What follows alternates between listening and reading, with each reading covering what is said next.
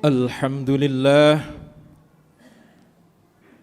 alhamdulillahilladzi an'ama alaina bil imani wal islam. Ashhadu an la ilaha illallah wahdahu la syarika lah, dzul jalali wal ikram.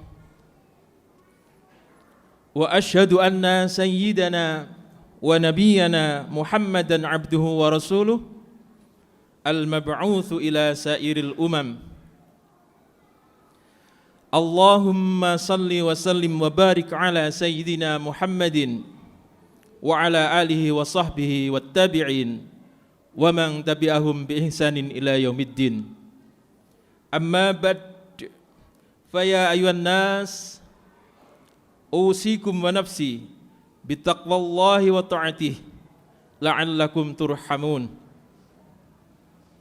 Qala Allah Ta'ala fil Qur'anil Karim, a'udzu billahi minasy syaithanir rajim. Bismillahirrahmanirrahim.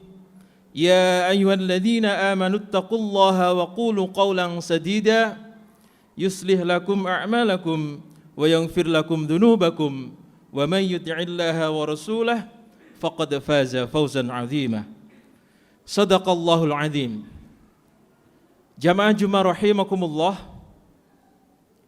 Di masa terakhir dinasti Abbasiyah,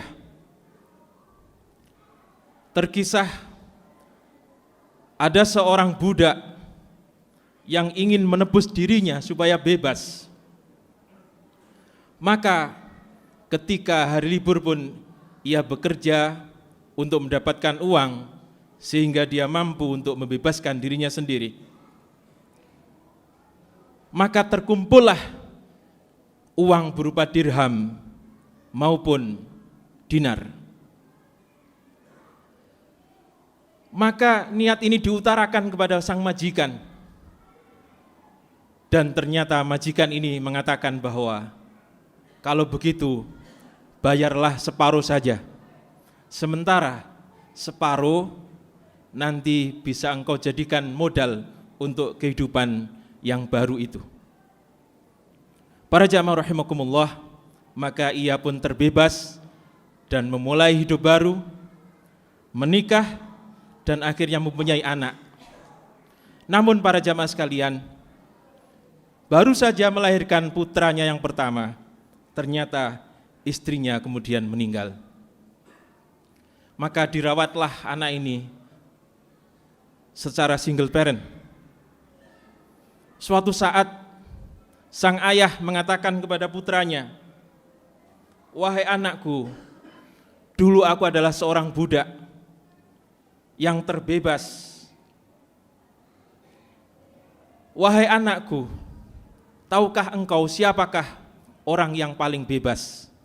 Dan orang yang paling bebas itu bisa memilih cara untuk mati sekaligus menghadap Allah Subhanahu wa taala.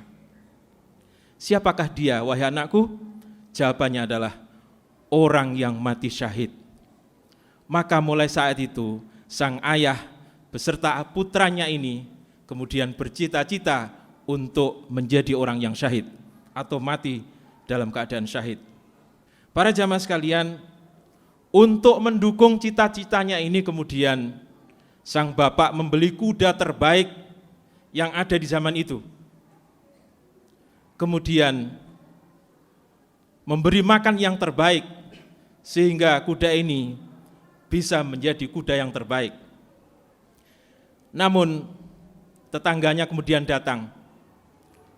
Yang pertama merasa bahwa kuda ini sangat luar biasa dan mereka memberikan pujian kepada orang tersebut.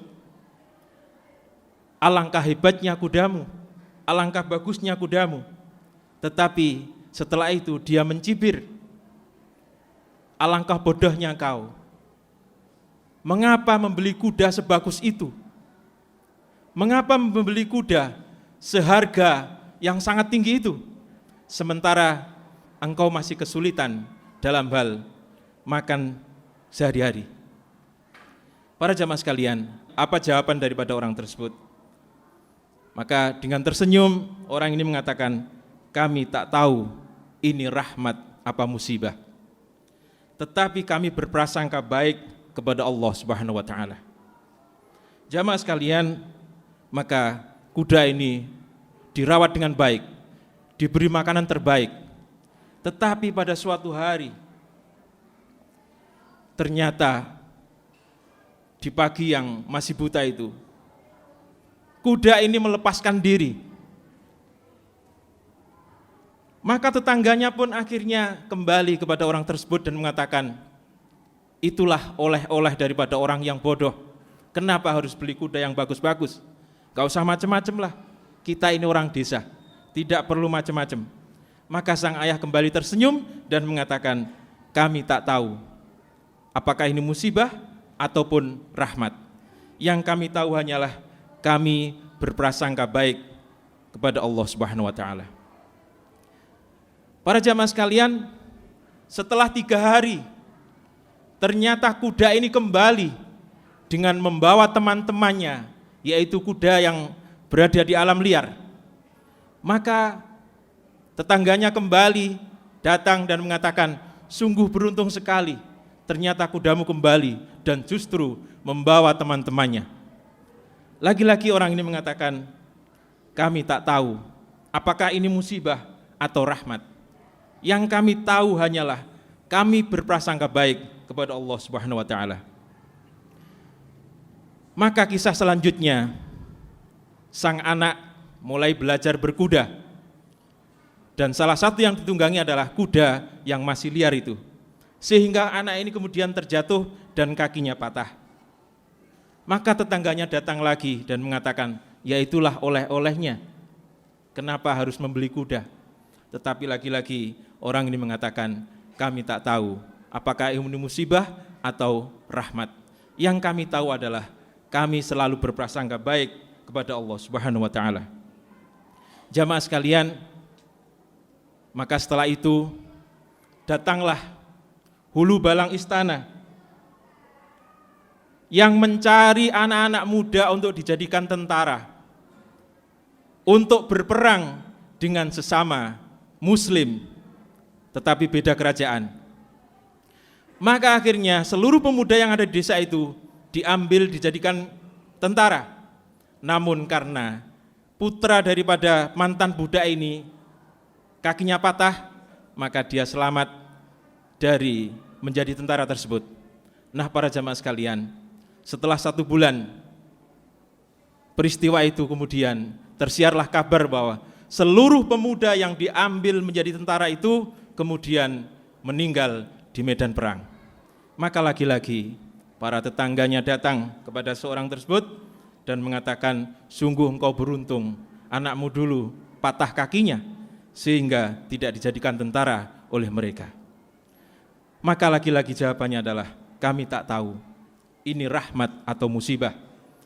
Yang kami tahu hanyalah Allah selalu baik dengan saya. Maka singkat cerita para jamaah sekalian, pasukan Mongol yang dipimpin oleh Hulagukan menyerbu wilayah Islam dan meluluh lantakkan peradaban Islam pada waktu itu. Maka sang ayah kemudian mengatakan kepada putranya, wahai putraku, inilah saatnya kita untuk berjihad melawan orang-orang kafir tersebut. Kalau kemarin perang, kita melawan sesama kaum muslimin dan itu masih diragukan. Tetapi ini adalah melawan orang-orang kafir, yaitu tentaranya yang dipimpin oleh Hulagukan. Para jamaah sekalian, maka keduanya kemudian menuju ke medan perang dan ayahnya syahid, sementara putranya ditawan oleh tentara musuh. Kemudian dia berpindah-pindah menjadi seorang budak yang akhirnya dibeli oleh seorang sultan atau penguasa, yaitu Sultan Az-Zahir Ruknuddin Berbes. Karena keterampilannya dalam peperangan, kemudian dia dipercaya untuk menjadi panglima daripada Sultan Az-Zahir Ruknuddin Berbes. Siapakah dia? Dia adalah Al-Mansur Saifuddin Qalawun. Maka setelah Sultan Az-Zahir Ruknuddin Berbes ini wafat, kemudian Al-Mansur Saifuddin Qolawun ini dilantik menjadi sultan. Dan akhirnya setelah menjadi sultan itu kemudian terjadi peperangan lagi dan beliau pun akhirnya menemui syahidnya. Para jamaah sekalian, inilah sepenggal kisah tentangnya. Seorang yang bernama Qolawun berani berprasangka baik kepada Allah Subhanahu wa taala dalam segala hal, dalam keterhijabannya, dalam ketidaktahuannya. Qolawun berani berkata, kami tidak tahu apakah ini rahmat atau musibah, tetapi kami selalu berprasangka baik kepada Allah Subhanahu wa taala. Ada berjuta kebaikan mengiringi prasangka baik kepada Allah Subhanahu wa taala. Dia setia bersama kita.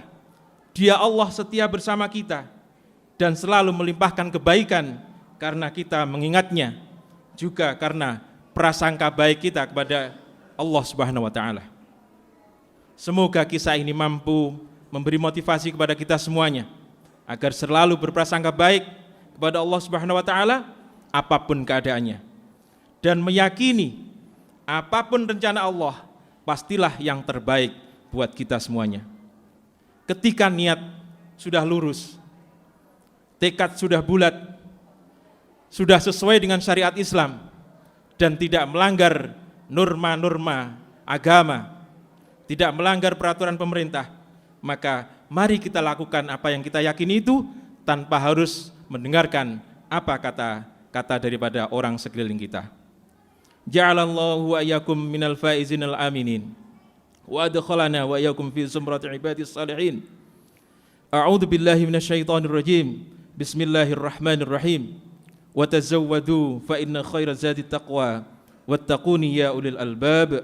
Barakallahu li wa lakum fil Qur'anil azim wa nafa'ani wa iyyakum bima fihi minal ayati wa dzikril hakim. Wa taqabbal minni wa minkum tilawatahu innahu wal ghafurur rahim wa qur rabbighfir warham wa anta khairur rahimin.